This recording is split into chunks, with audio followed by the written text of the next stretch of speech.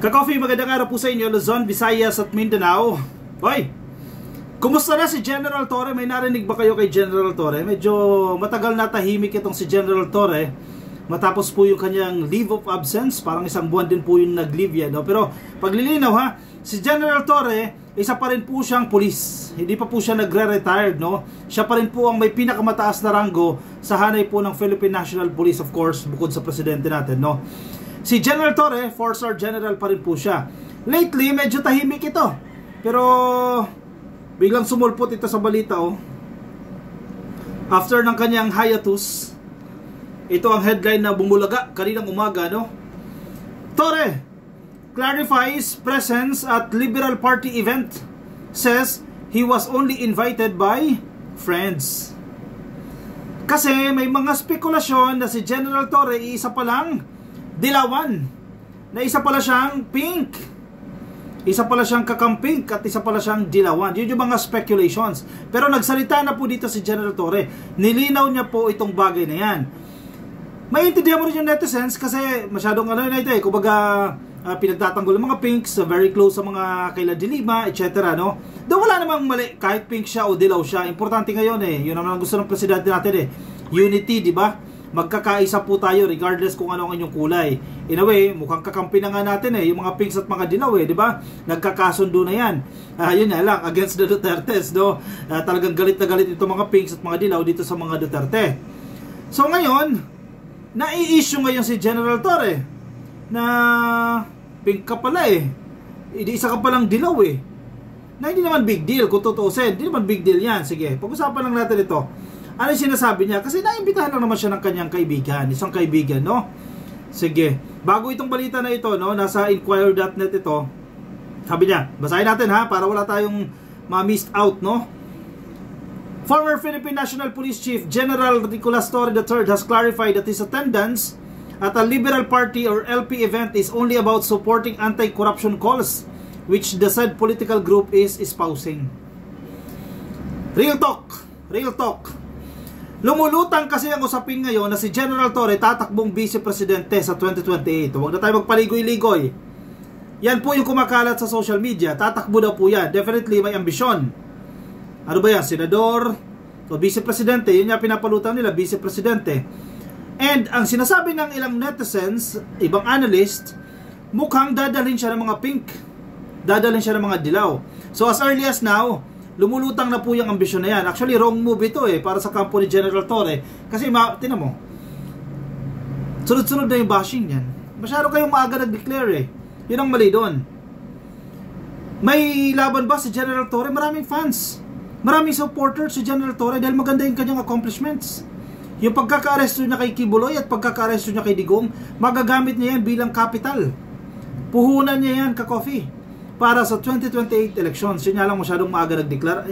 Hindi naman officially nag-declare, no? Pero yung pinapahiwatig, yung mga pinapakita sa social media, syempre ang netizens, dapat mga boboy mga netizens eh, no? May interpret nila yan, ano kaya yung plano, diba? And associated pa siya sa mga pinks at sa mga dilaw. So, kaya lang daw po nandiyan siya sa event ng mga dilaw, dahil sinusuportahan niya po yung kontra korupsyon na panawagan po nitong grupo na to, ng mga Liberal Party, no? Torre, sa isa pong ambush interview, bago po mag-start itong event ng Liberal Party, tinatawag nila, kung walang kurap, walang mahirap. Itong kung walang kurap, walang mahirap banner na ito, I remember, panahon to ni Pinoy eh. Diba? Natatandaan nyo yan? Kung walang kurap, walang mahirap campaign, panahon ni Pinoy yan. Early years ng administrasyon, actually campaign ata ito eh. Campaign slogan nga ito ata ni Pinoy eh. Kung hindi ako nagkakamali, basta during the time of Pinoy, maputok itong campaign na ito na kung walang kurap, walang mahirap. So, yan po yung event ng Liberal Party na pinuntahan ito ni General Torre. Again, walang mali. Walang mali kung pumunta si Torre sa event ng mga dilaw o sa event ng mga pink. Option niya yan, karapatan niya yan. Ano gusto nyo? Dahil porket dating PNP chief siya under the administration of President Marcos, nililimitahan na siya ng presidente na mag-attend sa mga ganitong klaseng event. Walang ganoon, Mars. Walang ganyan. Karapatan niyang pumunta sa kahit na anong event na gusto niya. Diba? Kung parte ito ng kanyang political ambition sa 2028, karapatan niya yan. Wala tayong magagawa. yung consequences niyan, kung ibabash siya, tulad ng nangyayari ngayon, sa kanya na yan. Diba? Kung sa tingin niya, effective itong strategy na to para i-advance yung kanyang sarili for the 2028 elections, sa kanya yun. Wala tayong magagawa dyan. Karapatan niya yan. So sa mga netizens na todo bash kay Torre, dahil ito daw po isang dilaw at isa itong pink, wala tayong magagawa dyan. Karapatan niya po yung pumili ng kung anumang partido, kung ano man ang pwede niyang samahan. Pero sinasabi niya dito, nagpunta lang siya sa isang event. Itong kung walang kurap, walang mahirap, fellowship. Nitong Biyernes lamang, said he was invited by a friend from Masbate whom he helped during the recent typhoon season to attend the program. So yun lang naman po. Pumunta lang siya dahil inimbitahan siya ng kanyang kaibigan. However, the ex-PNP head noted that as an active police officer, he cannot join partisan political groups. Correct. Remember si Bato de la Rosa.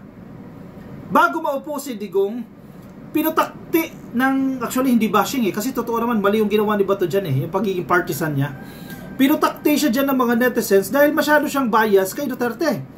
Only to find out, nang na-elect na si Digong, in-appoint siya bilang PNP chief. Bawal yan. Doon ang bawal. Kasi nga, incumbent pa siya Presently, official pa siya. Yung kay Bato, mali yun yung ginawa niya. Kasi that time, nasa PNP pa siya. Tapos, masyado pumapabor sa mga Duterte. Now, ang bashing ngayon ng ilang netizens kay General Torre, nagmumukhang partisan.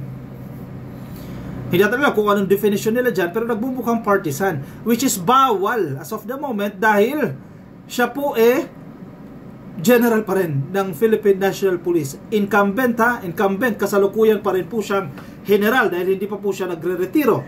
Yun yung ilang pinupunto ng ilang netizens. Bakit nagjo-join siya sa mga partisan political groups? Bakit niya ina-affiliate yung kanyang sarili sa mga pinks at sa mga dilaw na dapat ay hindi dahil siya ay isang incumbent pa na police general? Kayo na ang humusga dyan, ka-coffee. First of all, I cannot be a member of any political party because I am an active police officer. Sabi ni General Torre paglilinaw po galing mismo yan sa bibig ni General Torre. Hindi ako pwedeng maging miyembro ng kahit na anumang political party dahil kasalukuyan ako po ay isang incumbent police officer. Very clear. Yan ang sinasabi ni General Torre dyan. So we are clear on that. I was invited by friends. I was able to help them when cyclone struck Masbate. Their barangay was one of the hard-hit areas. Paglilinaw po ni General Torre.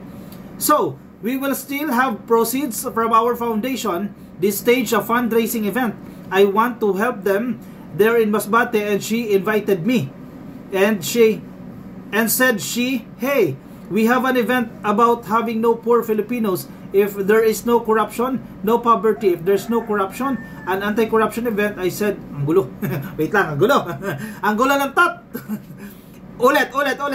Take 2. Sabi ng kausap niya, hey, babae, hey, we have an event about having no poor Filipinos. Okay, kulang kasi sa mga kama tsaka tuldok Ulit, take 3. Hey, hey, we have an event about having no poor Filipinos. Kama sana yan, or period. If there is no corruption, gulo pa rin, kulang ulit. No poverty if there's no corruption. An anti-corruption event. I said I will attend and watch. Yun ang dahilan. Inimbitahan siya dahil mabait siya, dahil sinuportahan niya ito na tinamaan ng bagyo, nagpunta. Okay? Torres stressed that the fight against corruption is not exclusive to a political group but is something that all Filipinos must share. Tama nga naman siya. Actually, very good. Diba? Kasi yan din naman ang ginagawa ng presidente. Yan ang talagang tinututukan ng ating presidente. Mapanagot itong mga korap na ito, nagnanakaw sa pera ng taong bayan dahil yung sanang pondo para sa taong bayan, ginagastos, binawaldas ng mga korap na politiko.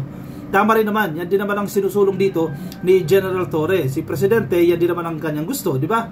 At itong ginawa ni General Torre, aligned naman yan sa hangarin ng ating Presidente na labanan ang korupsyon, di ba? I think the fight against corruption should transcend political lines. The fight should not be mixed with or defined by politics because every Filipino is affected. Ganda. In fairness, ganda na statement na to First of all, corruption is against the law. So whatever your color, whatever your belief is, we should have one goal. Sabi po ni General Torre. Tumpak! Agree! Malinaw na malinaw yan, General Torre, at suportado namin kayo dyan sa pagsusulong ng laban kontra korupsyon.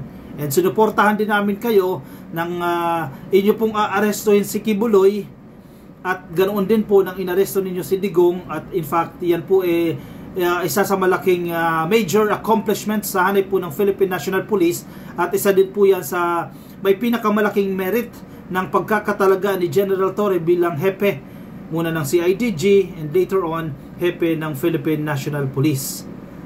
You are hereby relieved as Chief PNP effective immediately, the document said. For the continuous and efficient delivery of public service in the PNP, you are hereby directed to ensure proper turnover of all matters, documents, and information relative to the office. Yan po konting backgrounder ka-coffee ng balitang ito. Na actually, isa yan sa gumulantang, yung statement na yan, no? Isa yan sa gumulantang kay General Torre, sa kanyang mga supporters at sa mga opisyal ng Philippine National Police na talagang bumulaga yan. Anong nangyari? Bakit ilang buwan pa lang nakakaupo bilang hepe ng Philippine National Police, ito si General Torre, bigla siyang tinanggal ng ating presidente. Ang paglilinaw din naman, sinabi ng presidente, inalok nila ng posisyon itong si General Torre, but apparently, no, mukhang nag-beg off siya, mukhang nag-decline siya doon sa offer. At may mga issue tayo na mga nabalitaan, na issue sa Bungero, no, issue kay Atong Ang, issue sa baril, na pag-purchase ng mga baril, issue dun sa mga pagpapapirma ng kung ano bang liham, issue ng reshuffle sa mga opisyal ng Philippine National Police na against sa policy ng NAPOLCOM, etc. Maraming issue. Pero ang malinaw dyan, hindi magdidesisyon ng presidente, just to be clear, no, hindi magdidesisyon ng presidente na tanggalin si Torre without a very, very solid reason against the situation, no, or against General Torre. May batayan ng presidente kung bakit po na-relieve o bakit po napalitan si General Torre bilang hepe po ng Philippine National Police. Excuse me. Anong reason pa kay General Torre? Parang may paparating po itong fun run. Parang may nabalitaan ako, no? Parang takbo laban sa mga bully. Parang yan, hindi ko lang alam kung kailan yung petsa na yan, pero nakita ko rin yan. Nag-flash din yan sa ating screen. O siya, sige. Anong gusto ninyong sabihin? May mga nais kayong iparating sa pagiging, sabi nila pink daw, at pagiging dilaw ni General Torre. Hindi naman, umattend lang ng event, no? I-comment po dyan. Sa akin wala yan, ka-coffee, no? Dahil unity nga tayo Unity. Kung ayaw na sumulong ng mga ni Sara, ng mga green, at least kahit pa paano supportive po itong mga pinks at mga dilaw sa administrasyon po ni PBBM. Wala tayong problema dyan. I-comment ang opinion, reaction dyan sa comment section para mabasa po yan ang iba natin mga ka-coffee. Yung mga nasa Facebook, please like and follow. Yung mga nasa YouTube, subscribe. TikTok, subscribe. I'll see you in the next video. Paalam po sa inyo. Bye-bye.